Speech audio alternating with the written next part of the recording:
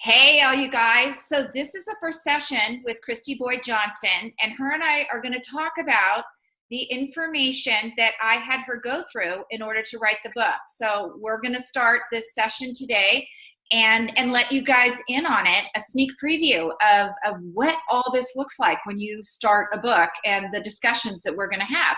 So here's Christy Boyd Johnson. Hey, Christy. Hey, Juliet. So let's get going. Okay, so I started going through your Authorpreneur 1 program, and I had an idea for it that I thought I should share with you. The assessment that you have there, which is awesome, it gives you such a great idea of where exactly you are in the process and everything. How would you feel about either, well, if it's a Kindle version, you could put it as a link to your assessment. But in the print version, we could just literally print it out and they can just write in their score from 1 to 10 and add it up at the end. And then have the pre one at the beginning. And then after they've gone through the process of your book, do it again at the end, or a different one that shows, like, so they can physically see how far they've come. Okay. From where they started to where they ended. That would be great, because that's the whole point of that within the course is that, so let me just put start with assessment. So we could actually have them take the assessment at the very beginning, and I don't know if you noticed, there is a sheet underneath that is fill out the goals. So we could actually possibly have them start with the assessment, and then at the end of the introduction, have them, or something like that, have them actually fill out the goals. Here are the questions that we want to know before you begin. No, I think that's a great idea. That's why I do it in the course, because one of the things that I notice when you go through a course is there's not that acknowledgement at the end of how far you've come. So I would love to put it at the beginning of the book and at the end of the book, just because of that, because people always, like, sometimes it takes them so long, they don't even realize how much they've improved. And I really want that acknowledgement for people.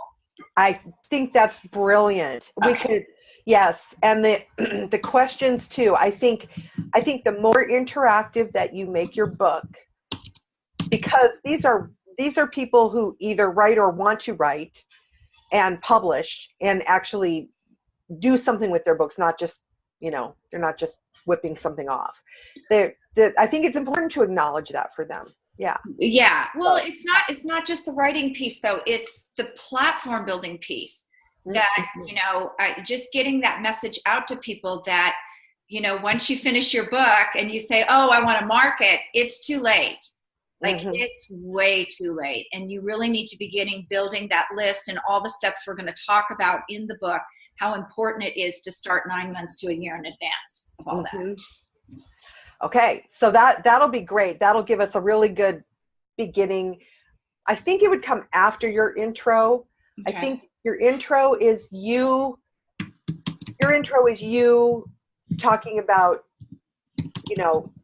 either you or sometimes intros are written by another person about how they've experienced your program, and we've seen that done in people we've worked with. And then the preface is more like, I don't think you're going to need a preface for your book.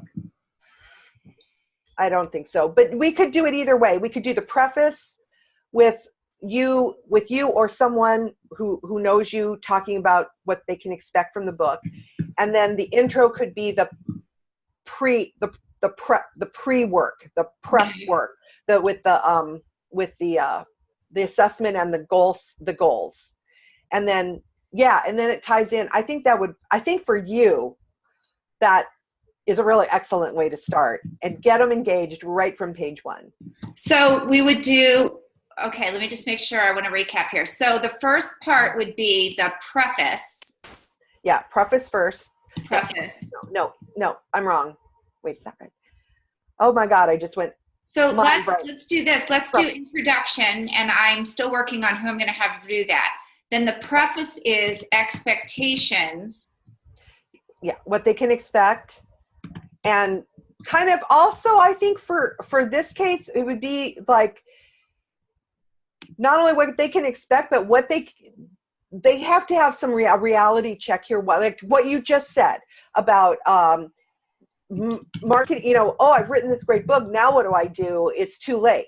Right. I think a little reality check in there would be good, because I don't think people who write generally don't think this way unless they're specifically writing for marketing. That's a little different. So, right. Yeah. So in the preface, we would say expectations around the book, how to use the book, and that would be the place to put the assessment. Yeah, we can, that's kind of your choice as the writer. If you would prefer, you could have right after the intro, you could have the assessment as a little thing, and then go into it. Or you could put it right in there. That would be your choice as the author, how you wanted to present that. How to use the book. Okay, so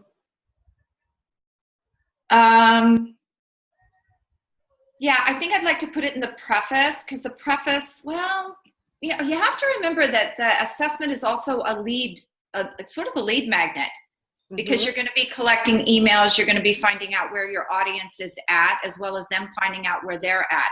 So why don't we, that's an interesting, I think we figure out where. Yeah, well, that can come later when we, you've gotten everything together, we can figure out all those details. Just kind of put that in your mind right now that we're going to use that, and then we'll figure out how to best place it in the manuscript so that it works the best. Okay, so we'll figure out where to put that. I think from there, like chapter 1, I really want to be about the journey, but I want it to be something like, I was just like you, only I knew better. Because I should have known better. I love that. I think humor always works. And and that'll grab people too. That's a grabber. Yeah, because given my background, like people don't really know that, like I worked in traditional publishing. I should have known better. I worked in advertising, which is basically a form of platform building in advance. I should have known better. And yet I made all of the mistakes that every first-time author makes. I think that's extremely important. Okay. That's very comforting to someone like me who is an author who needs to do platform building, and I don't know how to do it, and all the rookie mistakes, Yeah, I find it comforting. So I think your readers will find it comforting. Yeah, either that or they'll go, wow, what a dumb shit. Like, what the hell? Okay, well, either way, as long as they buy the book, do we care? Yeah. I tell writers all the time, okay, so you got your first draft done. Okay, now we got to take out all the rookie mistakes. Yeah, but that's a whole different. That's a whole different thing, right? That's a whole different ballywhack of mistakes. So, okay, so let me just tell you right now. I know that we pretty much know that we're going to follow the authorpreneur, but a couple things we have to fit in. I did a Facebook Live this morning, and I put out the bestsellerbookfunnels.net assessment, because I wanted to really drill down on where they need help. I pretty much know, but it's always effective to have the assessments out there and really, really know, like, for sure that that's it. One of the things I got from the poll last week that we might have to modify a little bit of is people want to know how to make money before their books come out, which is, it's amazing. I mean, it's something that you and I have talked about, chunking out the pieces and running Facebook Live trainings with the $7 grab the piece that I'm going to teach today, and then the upgrade to the $97 piece with it. So somewhere in there, I think we need to include that so that they understand that there are ways. It's not going to be huge money, but it could lead to huge money down the line, because we're giving them breadcrumbs to this is $7 and this is $97. And for $100, you just got a very valuable piece of information. And if I can give you that for $100, imagine what I can do for, $2, $3, $4, $5, $10,000. Exactly. So it really shows a lot of your value on that. So I want to incorporate that in. And then I have Dawn Meyer coming on at I'm doing an interview with her right after this. She's made money with her book in a different way. So I think we're going to have a couple things that way too. So excellent. Cool. Yeah. I think that your audience learning that skill, I think that's critical for your audience. Well, it's critical, but I think it's going to be it's going to be a big tackle for them because a lot of them don't understand how to do the funnels to make that happen. Because I find that a lot of these people are writing a book because their business isn't doing well, and their business isn't doing well because they don't have the right marketing funnels in place and things like that. So it's going to be a little bit of catch-22 with it. So that right there, that circle thing, it becomes a vicious circle unless you know how to turn it into a positive circle. Right.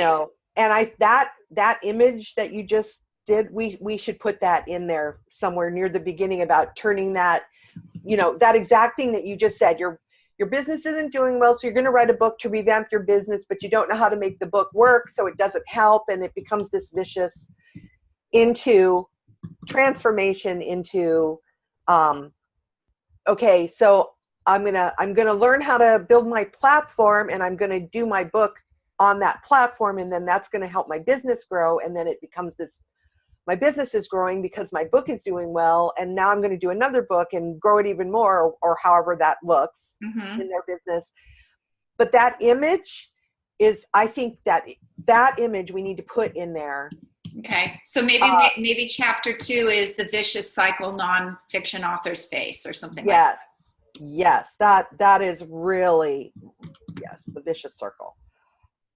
Hold on. And also, we're also giving them that it is possible to change that.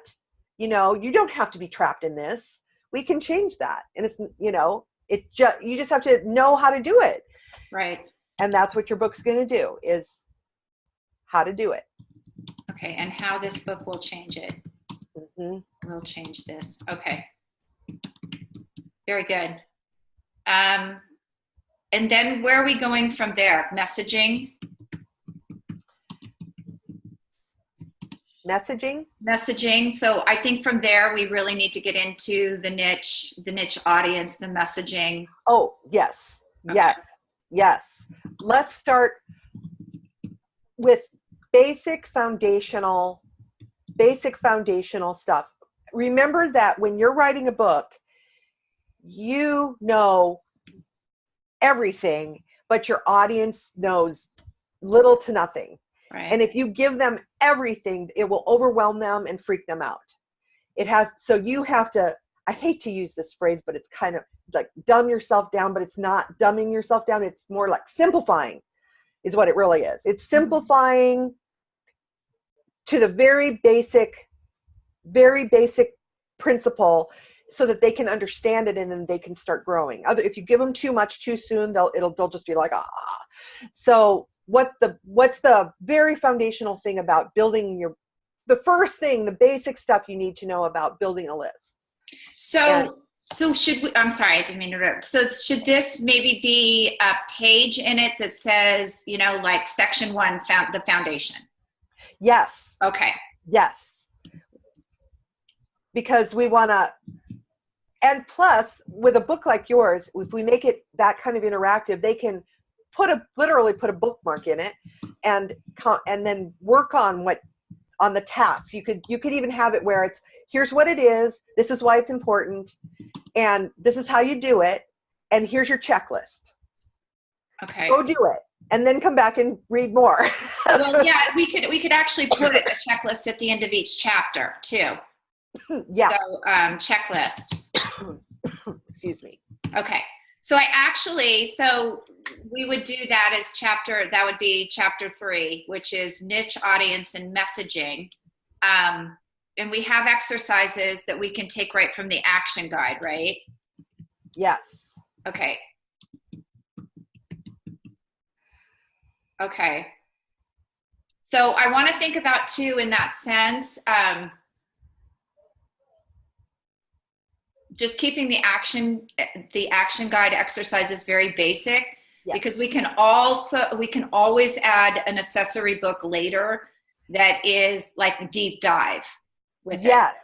Okay. Yes. I mean, that's a really easy, for me, that is such an easy pull. I could probably write that myself in 2 weeks, because it's just questions and lines like use with this book. Okay. Cool. So I would start with niche audience and messaging.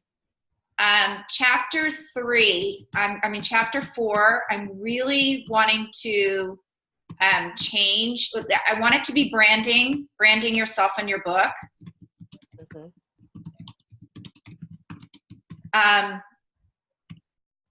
But I want to make probably significant changes from the program, because I did the program in a very basic way that was like colors and, what to look for. But what I didn't really cover that I think is the core of branding is that there's so much neuroscience behind it, and there's so much head space behind it that we're not thinking about our consumers in all of this. So one of the things I've done since the program is I've looked at a lot of neuroscience around copywriting, and the branding piece, you really have to be able to, that's why I'm kind of torn here. The assessments really give you the headspace of your consumer. And I want people to understand that the branding is not all about you. It's about color, it's about function, it's about, is it eye appealing, but it's also about what do your consumers need and how do they feel? Because a lot of times we make it all about us, and we have to remember that the way to get people in is through their feelings. So I want to make the branding in there a little more deep dive than the program is, number one, because I kept the program very basic. But also, number two, the importance of story branding, because there are so many coaches out there who are writing books who really don't have the credentials to be doing what they're doing. That doesn't mean there's something wrong with them, but it means that something worked for them. They have a great idea. They want to help people. But just to give you an idea, I had some people look at a website a couple weeks ago, and their response was not great. They didn't know what that person did. They felt like it was just another life coach, and there were no credentials behind it. So I feel like they need to know how to do a little bit of story branding when that's their case. Because it doesn't mean that what they do isn't valid. It just means that people want to know that moving story, and that moving story becomes part of their brand. Right. I think that we need to break these pieces up into separate chapters. Okay, so go ahead. Starting with branding, the piece of the branding that is all about you, which is choosing your colors, et cetera, and so forth, all those things that go into that. That's part A. And that could be the first checklist is doing all of that, the stuff that is what you have to decide that how you want to convey yourself, Okay. Okay. And so when they're working on that piece, they're only having to think about that piece. Hold on, let me get rid of this call. Okay. I got rid of you, dude. Okay, chapter 5 would be branding yourself, the piece that isn't all about you. Right. The next one would be or something like, maybe like branding yourself by making something about the transformation, because it's all about making your client or potential client understand that by working with you, it is going to create this transformation in your life that you want. It's the pain points, how to reach the pain points of. So the first piece of branding is figuring out how you want everything to look. The second piece is how do you reach a client by how they feel. what they need, and communicate to them that you can give them what they need and alleviate that psychic pain. Right.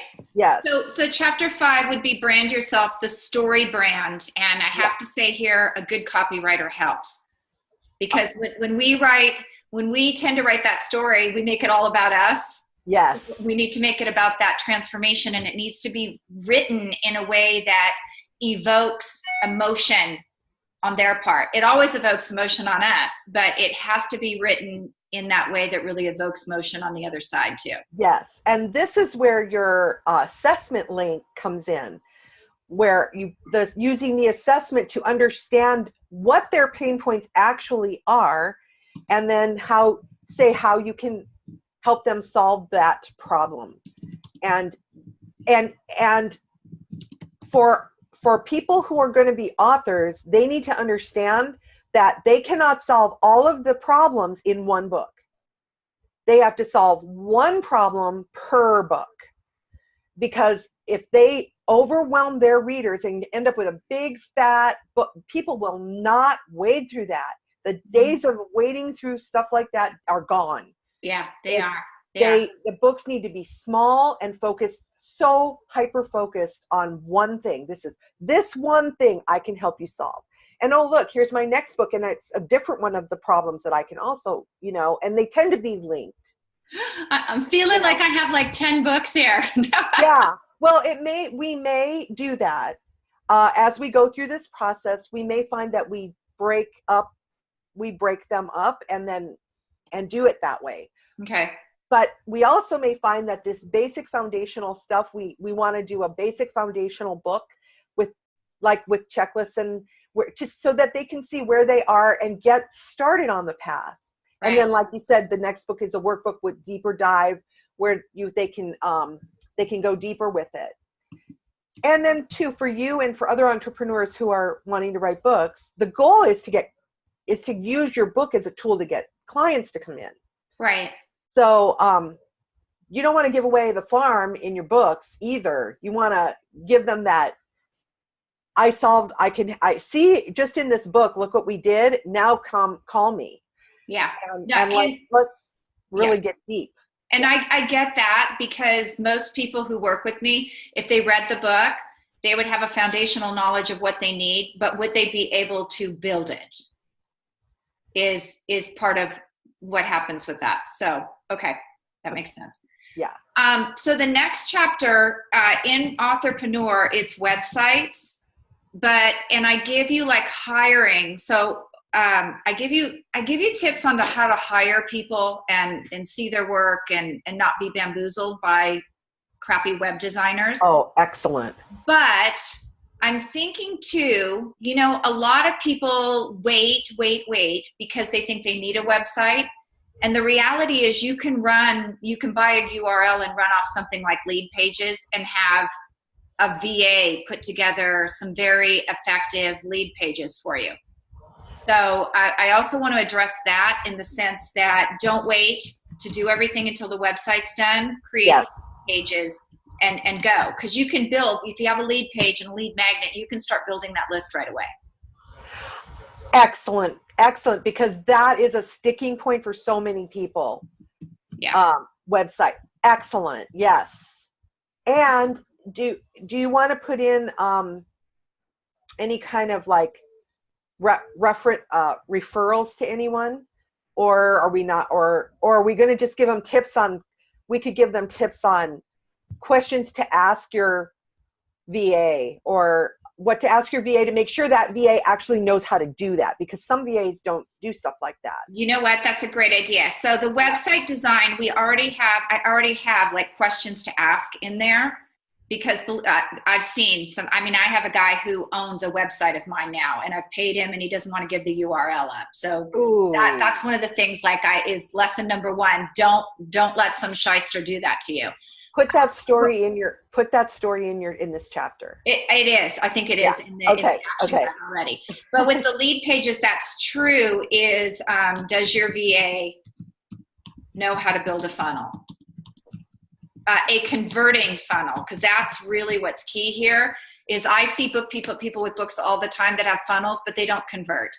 They haven't had them copywritten. They're not connected right. They don't go to the right places. So yeah, so let's cover that in there as well. And that'll take a little bit out of some of the subsequent, out of the Launch Like a Pro stuff.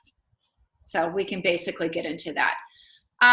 Chapter 7, I want to move into social media, just basic social media. How are we on time here? I want to make sure we're good on time. With the basic social media, and then into community building and why that's so essential. Oh, yeah. And then just, I want to hit briefly hit the list transition from there.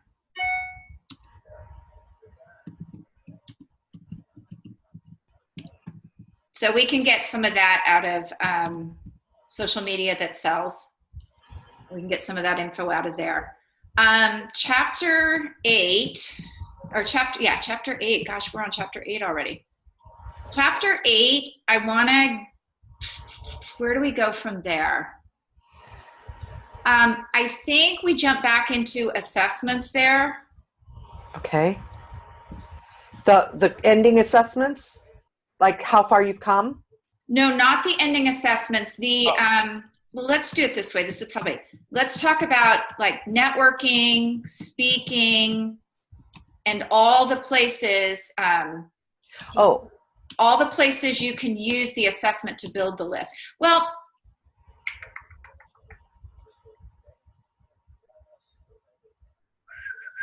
I'm just thinking networking, speaking. Let's go from there into audience building. Who, how, and where to connect.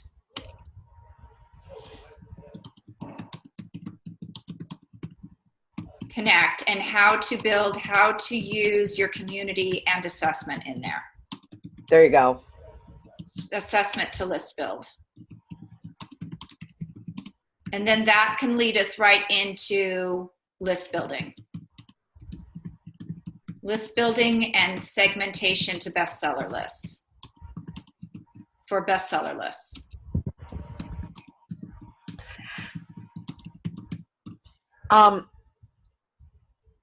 This is my personal opinion. If you don't like this idea, then we'll leave it out. But the whole way people fudge those bestseller lists, how you talk about that, I personally, I think that story in the bestseller would be really awesome. So don't be a jackass and tell everyone you are an international bestseller when you've sold 10 books. Yes. Cheaters never prosper. Yeah. Cheating the system. I think that is a great thing to talk about, especially from the standpoint that when you tell me you're an international bestseller and I go and I look and you have 2 reviews and your book is like, ranked 10 million, 560,000. And that doesn't mean you may have not pushed yourself to number 1 that day, but there are lots of ways to find a category where you can push everybody to on a link, sell 10 books and be an international bestseller. So nobody's impressed by that anymore. Right. These are tips to get yourself to bigger, better. If you see a book that's got 20 or more reviews, they probably did actually run a bestseller campaign. But right.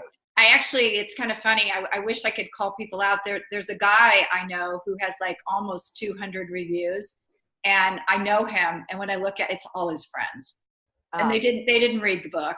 I mean, he just, he was saying, "Oh, I can do this. I can cheat the system. Here, watch me." Yeah. Yep. Yeah. And it's so funny is people always walk up to me at events and tell me, I'm an international bestseller. Oh, really? On Amazon or like the Wall Street Journal bestseller list. Okay, so cheater never prosper because we can read your stats. Yeah, it's all there for all the world to see. Yeah, here's another little tidbit that people don't know. I actually have a program, and anybody can buy the program where you can see how many books that people have purchased.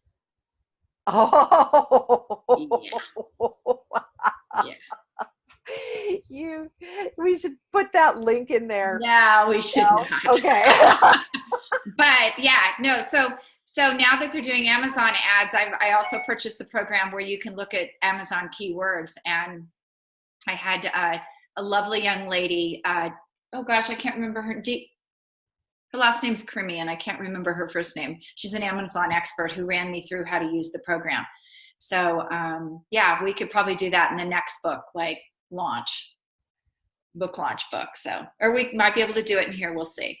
Okay, so list building, segmentation. How about launch planning? Oh, yes.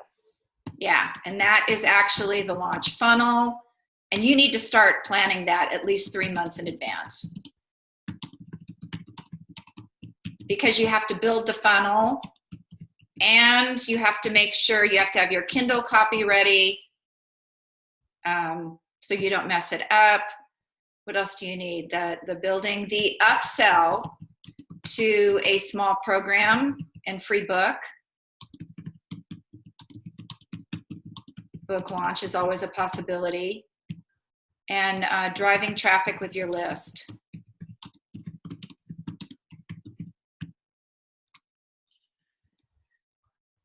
So now we are into, what's that chapter? Chapter 9 and chapter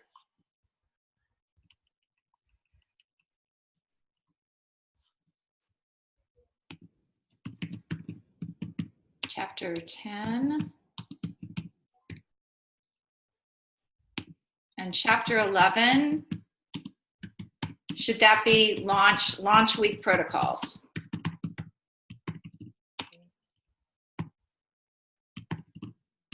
You know, in launch week protocols too, I want to include an assessment,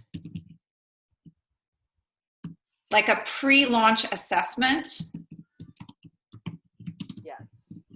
Because in the pre-launch, so before you drive traffic to your book, if you create an assessment that's pre-launch, you can actually have people take the assessment. You can run ads to the assessment on Facebook, have people take it, and then the thank you page is the pre-launch of the book. They can go buy the book now. Oh. In pre-launch. So you can actually, like, if they buy it and they give you the receipt, you can give them an advance copy too. So I'd like to do, yeah, I'd like to do that, because the pre-launch assessment can actually become an ad for the book. Tie that into the poll, how people were asking you, how can I make money before my book is ready? That ties directly into the poll, how they can make money before they've even launched the book. So should we go from list building and segmentation into how to make money along the way? Money. So chapter 10, let's change this. You might want to put your assessment, how to use the networking, speaking, and audience building thing. We might want to move that later. Stick to the launch stuff first, and then talk about we're not saying just move it later, where it's more after you've done this, then, and you go out and you speak or whatever, unless they should be out speaking first. Oh, absolutely. Absolutely. Okay. So to give you an example, Debbie Hoffman was just and actually Tina Greenbaum too. Debbie Hoffman was in an event, and she incorporated the assessment into her talk the way I taught them to in the community build. 66 leads she walked away with that day. Oh, that's awesome. Tina Greenbaum did the same thing 2 weeks ago, 44 leads she walked away with. So they should absolutely, I think, yeah, put it back where it was, because they should be doing this along the way. Those are people that are actually getting into their list, and they can start segmenting. But that would be the assessment that you use when you're speaking, and like the pre-launch or not the pre-launch, but like where you start at the beginning. Mm-hmm. So you have the one you use at the beginning. I would use that all the way up until you get about 3 months out, and then have the new assessment that you can, so you can be segmenting people the entire time into their lists where they read with that, and bringing leads in the door with speaking engagements. And then 3 months before, create another assessment and use that to advertise and drive traffic to the Kindle version, or when you launch the Kindle version, which if you want to take it 30 to 60 days out. Okay, that answers that question. Okay, cool. Then that's good. That we might want to identify the assessments, like call them something so that people don't get confused when we just refer to assessments. Okay, so this is your basic assessment, this is your pre-launch assessment, this is your post-launch assessment, or whatever they are. So we are identifying them at all times, and they don't get confused about which is which. Okay, so let me put that up, a big note at the top, and I'll think about the names to. Yeah, what we name each one. Which we name each one. Okay, and then let's end it up chapter 12. No, we're gonna have 13. Chapter 12, making money with your book along the way. Book while writing. And actually there, I think we can link to some interviews, put some QR codes and link to some interviews of some people who've done this. Oh, that's a great idea. Yes. And in the print version, we'll just put them in. Or are you only going to do Kindle Kindle? version? We can put the links in, but if we want in the book, we can actually post the videos on YouTube and use a QR code, and all they have to do is take their phone and download and it'll take them right to the video on their phone. Oh, perfect. That's exactly what I did with Rich Gurman's book, and he has beautiful video of him out in the ocean with the whales and the orcas. So we can do that as well. Okay. And then chapter 13, I think, will be a roundup. And I want to address how to keep your book selling. Oh, yes. Because I hear all the time, I drove all this traffic, my book went to #1, it stayed there for about a week, and then it never sold another copy. Okay. That is a huge pain point. It's a huge pain point. We need to, yes, because you think you've got momentum, and then what do you do if it fizzles? Yes. Okay. Okay. Yes. Now, what do you think? Do you think it's too much if we go to coverting, not converting? Hold on here. So look at my own spelling errors. Do you think it's too much if we start going into how to hire a publisher, or is that like, let's get the basic platform building stuff done? I think that's too much. I think this is a lot right now. Okay. And but it's such a good foundation, and I can kind of see it where people will go through this, and if they're serious about building this career for themselves, they're going to want more later, but you can't overwhelm them. I think you can't, but the thing they need to understand is the assessment platform that you and I have both used, and the community building conjunction it's going to build their business too. I mean, so right. If you're looking for that piece that they've been missing about, I'm not connecting with the right people, I'm not, I don't know who my ideal audience is. I mean, you've seen the micro commitments in it lead you to your ideal audience, and they not only lead you, but then you know who you're talking to, and you can adjust how you're talking to them. Yes. So, all of that is going to be really integral in building their business as well. Right. And we should put that in the assessment thing too. That this is, this will also help you build your actual business. It's not just about your book. Excuse me. Hold on. I'm looking for the page again. Okay. I have several things open here. So let's go back. Let's not save it yet. No, back.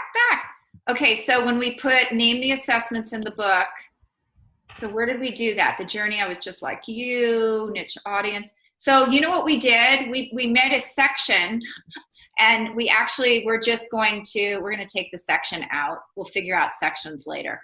Yeah. that comes later. Branding yourself, the story brand, websites, basic.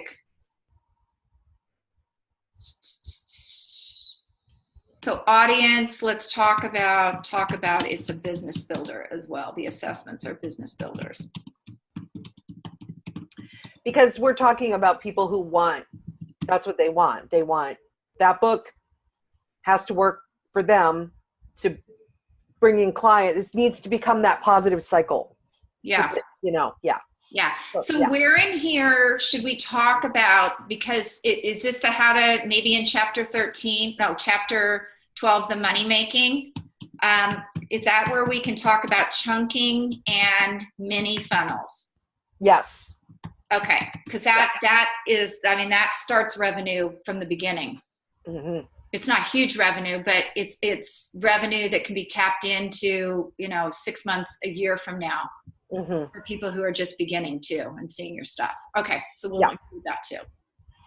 And then at the end, after the roundup, we need like a conclusion with the let's do the assessment again and see where you are now that you've gone through this process. Put that little and let's see where you are now. And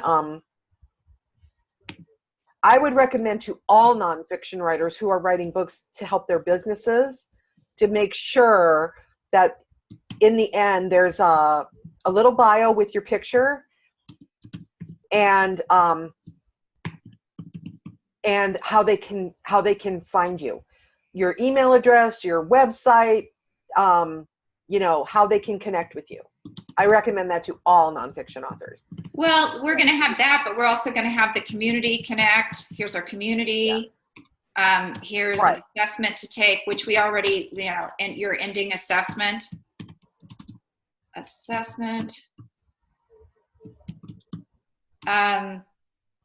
Website, even though I rarely use my website. And an email where they can get to you. Because I think that makes you seem more accessible, and the picture makes you seem more accessible, and you're not just a spaceless person that wrote a book. Right. No, I totally get that. And accessible, that brings up another point. We might need to talk a little bit about the shift in the marketplace from the downloadable programs to now people want experiential. So the days of, my goal is to, travel the world and not ever communicate with another person and explaining that shift from the to the experiential, and that you have to be accessible in order to sell now, really accessible. Because it's about relationship building where, we went through this phase the last 10 years where it wasn't so much because we were digital, and now people are craving connection again. Exactly. We might want to actually put that in the beginning part about, we've got the part about what to expect, but also this is why this book is important. We need to have that right up front. Okay. And I think that's point is extremely critical right up front. Like, hey, this is the reality, folks. Who write books? The shift in the marketplace. Yeah, it is. And, people don't realize it, but the days of the guru are gone. I have a friend who's a publicist to some huge names out there that we would all recognize. And she told me a month ago that they're not filling rooms anymore. Oh. And they're not filling rooms anymore because they talk about, you okay? Yeah. Because they talk about how to do this, but they don't teach in an experiential way the finite ways to do it. And people want that connection. They want to be handheld. They want to walk through, which is, you've worked with me. That's one of the reasons why people work with me, because we take action. You have homework and we're moving. I don't know if you saw Karen Jones, one of my clients the other day, wrote me a great testimonial, and she referred somebody to me, and she told that person, oh my gosh, I've been stuck and I'm moving forward for the first time in a very long time. And it really feels good. So that's awesome. What the shift is. People want that now. Yes. They want that in the book too. They want that feeling like you, you're hearing what they're saying. What you're saying resonates with them as truth, and they are actually learning what they need to learn from your book. And people understand that. I think they understand that they can get only so much information from a book, but as long as they feel like they've made a shift, they're going to love you. Your book will work as a tool to start the love relationship between, they got to feel heard. It's ironic that they're reading a book, but they're feeling heard. Right. But it has to happen. And I tell my clients that too. It's like it has to be about them. It has to be about them making a shift, and that it's not all about how you can make that shift for them. It's about them feeling that. Right. You can't tell them that. They have to feel it. So yeah, this is good. This is good. Okay. This is a very exciting project, Juliet. Our time is up. I'll send this over to you. It's got some spelling errors in it because I have no idea how to spell experiential. I'm not even sure it's a word. It is a word, and I know how to spell it. And don't worry, I'll take care of that for you. All right. So I'll see you same time next week. Okay. Okay, cool. Thank you. Bye.